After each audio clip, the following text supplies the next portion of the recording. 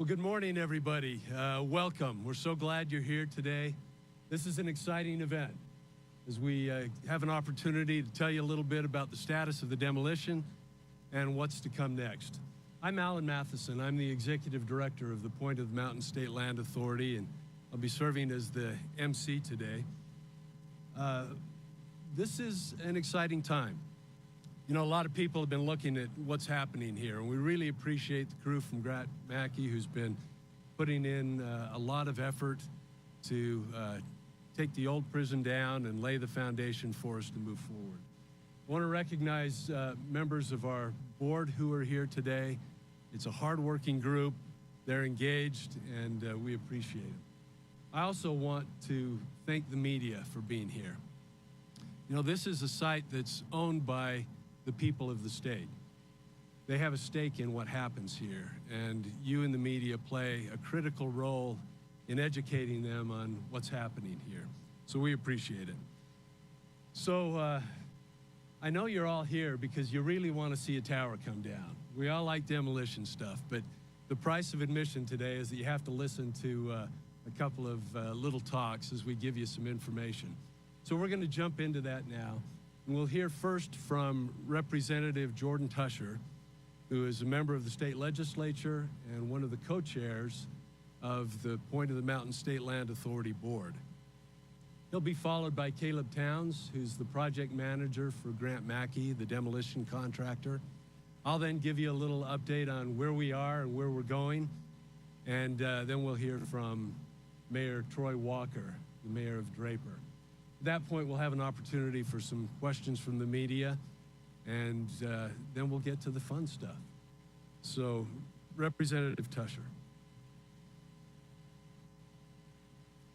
Thank you, Alan. Appreciate your leadership. And this is an amazing day. It's a beginning of a new era that we have here at the Point of the Mountain. For over 70 years, this has been the land where the Utah prison stood. As you can see, the decades-old razor wire and guard towers are virtually gone, and this site that was previously isolated, closed, and restricted will become open and accessible for all Utahns to enjoy. We're pleased to report that demolition has progressed quickly and is over 90% complete. The work kicked off in November of 2022 with the toppling of a guard tower, and our demolition is on track to be complete in October of 2023, less than a year after it started. And special thanks to all of the workers who have worked so hard to get this work done and do it in such a quick manner. If you look out here, it looks completely different than what we saw just less than 12 months ago. The Land Authority is moving forward expeditiously, building what Utah wants at the point. Once the first phase of development is complete, Utahns will have the freedom to choose from a wide range of options. And if you could just look out here and imagine for a second what they'll be able to enjoy. They'll be able to bike, walk, take transit, and drive in this area. They'll enjoy parks and trails and sporting events and picnics. They'll have a range of different housing options to meet the community's needs. They'll have access to world-class retail with a balanced mix of global and local companies. They can experience premier entertainment, such as concerts and sporting events. They'll have a diverse selection of dining options, and most importantly, there'll be high-quality jobs with high-end office space, some of the best that this whole valley will be able to have. The Point will also benefit Utahns across the state through billions of dollars in additional revenue that will address their priorities and maximize the return on investment, which is so important for our state. Additionally, as Utah's innovation community, the Point will serve as an ecosphere that will advance cutting-edge technological innovation. It will foster a startup environment and facilitate meaningful relationships among universities, businesses, and entrepreneurs with the goal of helping to solve some of Utah's biggest challenges. Now, as we look at what has been demolished, there is a building that isn't demolished, and you see it right over here.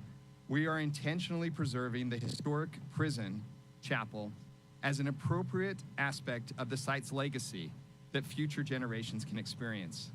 As you know, this chapel was built by the inmates themselves more than 6 decades ago after the surrounding community came together to raise money that helped pay for the project. That place was considered by inmates as one of the most positive aspects of their experience and a place where they could find solace and peace. With that chapel preservation, we feel we've struck the right balance between carefully preserving a meaningful part of Utah's history and moving forward to make this one of Utah's most exciting places to work and to live and to experience. So with that, I'll end my remarks. I'll turn the time over to Caleb Towns, who's our project manager, and he'll speak a little bit more about our demolition efforts. Thank you.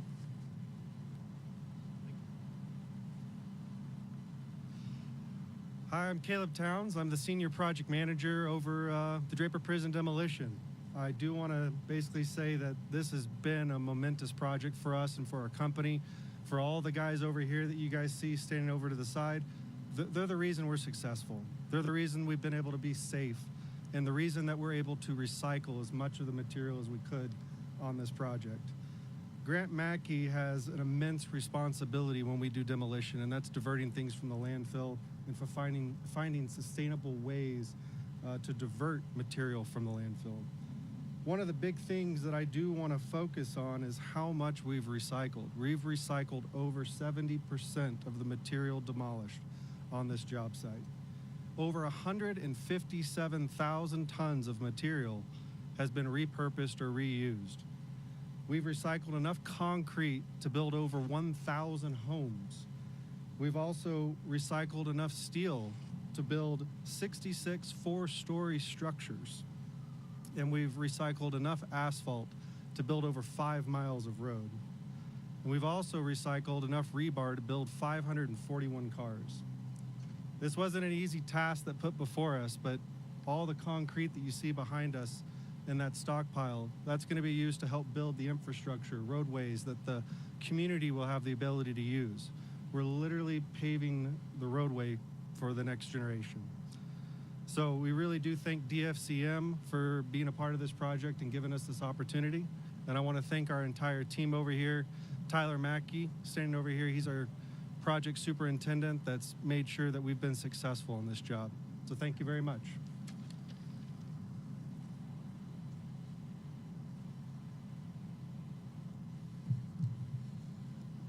Well, for obvious reasons, this prison site has been separated from surrounding communities for a long time. It hasn't, access has not been a real priority, but that's changing fast. And in the very near future, we're going to be creating connections with surrounding communities and with the region through roads, through transit, through trails. The concrete that once constrained the inmates who were here is pretty much gone, leaving a blank canvas that we'll be using to build a future-focused community, one emphasizing innovation and livability, a place where people can live, work, recreate, and visit in the future. So our driving commitment throughout this process has been to make life better for the people of Utah. It's something that we think about every day and take very seriously. And in fact, over the course of this process, we've involved over 16,000 people from the state in sharing their ideas, their vision, their hopes. And in fact, those ideas that have been shared have been very much a part of our planning for this project. Now, Caleb talked about the demolition at the site, and that's going very well, and we really appreciate the work that they're doing. But as has been the case with all aspects of this project, sustainability is key. As Caleb said, over 3/4 of the materials that have been taken down at this site are being reused and recycled. Some of the invasive species on the site, Russian olives, have been taken down so that they can be replaced with native vegetation. We're grinding those old invasive plants and using it for landscaping and for dust control. We've created a temporary concrete crushing facility at the site that is recycling the concrete that's gone down. So it's eliminated really about the same as 160,000 miles of truck traffic. So you think about the air quality benefits associated with that, the reduced wear and tear on the roads. And by recycling this concrete, that means we don't have to use the energy to produce new concrete. By repurposing, we are going to be using this concrete for road base and for the foundation of some of the buildings. So in a very literal and figurative sense, we're transforming this old prison site from a place of restraint to a place of innovation and opportunity and hope and growth. So let's talk a little bit about what's next. We've already started a lot of work on the infrastructure that will go into this site. It's well underway in terms of planning, and we expect that next spring we'll start putting in the infrastructure. That'll involve the Porter Rockwell Boulevard that'll connect 6 West Interchange to 146 South. It'll be a main regional road. We'll have roadways throughout the site that'll connect with the frontage road on I-15 with Bangerter that will allow access to the site. You can start to see the trail system go in. Our River to Range Trail will go in as part of the first phase, including full build out of the area within phase 1 envelope.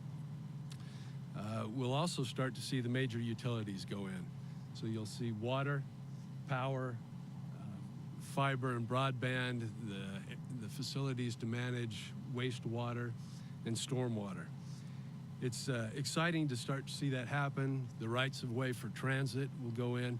Now, I know that talking about infrastructure doesn't get the blood boiling, but it is important for us as really the literal laying of the groundwork for this project to happen. It's going to be important for our regional transportation needs. It's important for economic development. And by putting it in, we maximize the return to Utah's taxpayers. So what happens after infrastructure? Well, actually, even before the infrastructure is done, we'll start building out phase 1 of the project. Phase 1 will be right in the heart of the project. It's kind of the area directly behind me. It'll be 100 acres, and really, I think the sweet spot of this project. Often in a development, you'll start at the outskirts and kind of build your way in. But we've made a commitment to the people of the state to set a high bar, and we're going to do that with phase 1. It'll include a vibrant mixed-use community, places for people to live, to work, to recreate. It'll include world-class shopping and retail, a promenade that will allow people to come and have shopping experiences that we haven't had in Utah before, dining along the street, places that we can close off for farmers markets and walking. Innovation's a big piece of this, and we'll have an innovation district that will help generate ideas, nurture those ideas to commercialization, to create new businesses.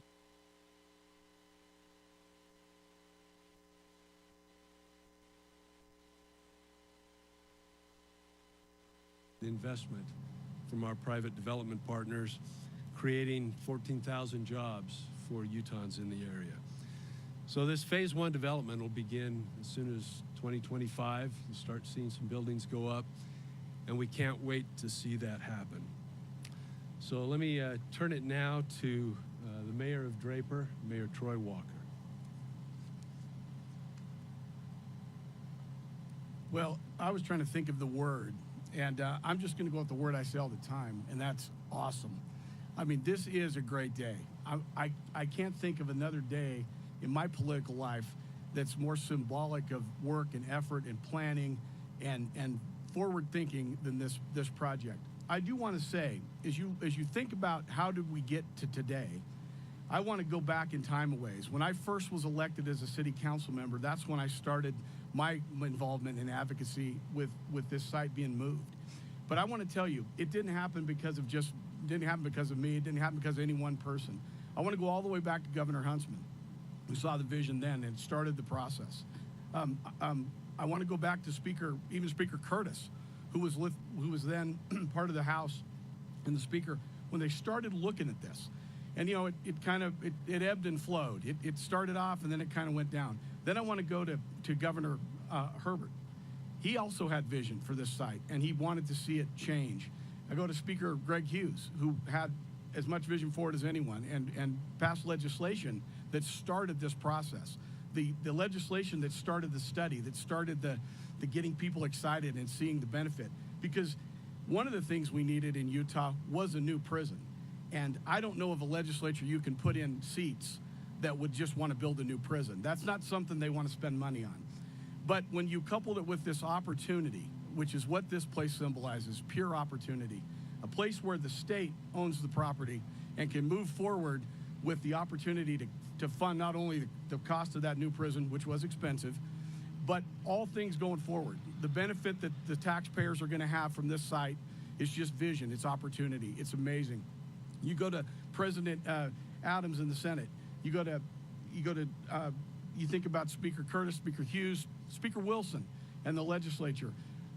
You think about Wayne Niederhauser when he was Senate President. All of these folks in government were looking for this day. And so I want to thank all of them. I want to thank Governor Cox, Lieutenant Governor Henderson as well. They've both served on our board. They've both been committed, and they've both really been advocates for what we're going to see is an amazing opportunity for Utah. Now, Draper is a great city, and we love to be talked about. We think we're one of the great places to live. I always say for a city of our size, we punch above our weight, and I think we do. We have about 4,500 acres of city-owned open space, one of the best trail networks in the country. If you're a mountain biker or a trail runner, you know about it. If you haven't done it yet, I invite you. It's a place where people want to live. It's an opportunity, a place. This is a place that's kind of at the crossroads. People say that it's like Middle Earth. It's the middle of the two big counties. It's right on the cusp of all the future development, Silicon Slopes. You name the opportunity that's here, and then you think about the foresight that we had as taxpayers to think about and be willing, because this site and the study of what would go on this site, I can't think of another thing that got more public input. Muriel, I see you over there. You can't find another project that had more direct public input than this project. People got to speak through Envision Utah surveys. They got to speak. They got to say what they wanted to be here. And what we're proposing to build here is exactly what the people said they wanted. And I'm excited for it. It's going to be amazing. Representative Fisher talked about sporting activities. I'm not giving up on my dream for some real life sporting activities, perhaps the NFL, NHL, something like that. We can always hope and have vision. I'm excited that the future is going to involve a place for people to get here where they won't have to drive a car, and a place where they can live that they may not even need a car. That's what's going to be amazing. We have the opportunity to bring people here with transit, to bring people here with other modes, perhaps even we've talked about different modes. I'm excited for the future. I think this prison site is nothing but a representation of opportunity. And I can't thank all those who are involved enough. And I just want to tell you that as you look to the future, think about projects like this and the opportunity we have, and we collaborate as political leaders, as government officials, and as citizens. We can come up with some pretty amazing opportunities for Utah. And I think as this goes forward, you're going to see it's going to be one of the great investments for Utah and for our future. And it is going to benefit this entire state in a way that we won't even know for a long time. And I want to thank this construction crew too. I mean, talk about, it was in November of last year, particularly cold November, that we came out here to watch the demolition of a tower. Now, were any of you here for that? Anybody remember it? It didn't go so well. In fact, it didn't go at all. We thought it was going to fall, and it didn't. Now, I thought to myself on that day, my city manager, David Dobbins, said, it's very indicative of this whole process. It's taken longer, it's been harder, and I thought, well, it's going to be, that's exactly what it was like. Today, they tell me that this tower behind me is going to fall. So that will be the end of the old prison and the beginning of the future. Again, I want to also thank my city staff who always collaborate with the Point in putting these things together. David Wilkes back there, he's our man, give him a hand if you would. He's always there. My city manager, Mr. David Dobbins, has been with me the whole time that we've been dealing with the prison side. So David, raise your hand if you would. He's the best in the state, and Without him, we wouldn't be where we are. I have a council member here. Cal, raise your hand if you would. Cal's our youngest. He's our baby councilman. But he appreciates the vision as well. And we have a great staff in Draper. We look forward to this being in Draper City as a real city instead of a prison. So thank you again, and thank you for all your hard work, all of you construction folks and recyclers, and I think the future's bright.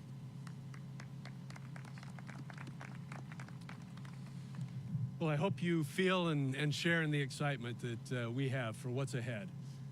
Not an easy task, but any ambitious project takes collaboration, takes the vision, the passion, the commitment, the enthusiasm, the skill of many, and that's certainly been the case here and will continue to be. We look forward to continuing to work with the good people of Utah to give them something that they can be very proud of and enjoy for generations to come. So I think with that, we're going to wrap up our talking. We'll give the media an opportunity if you want to ask some questions now. We can also do some one-on-ones later if you'd prefer that. But are there any questions right now for us?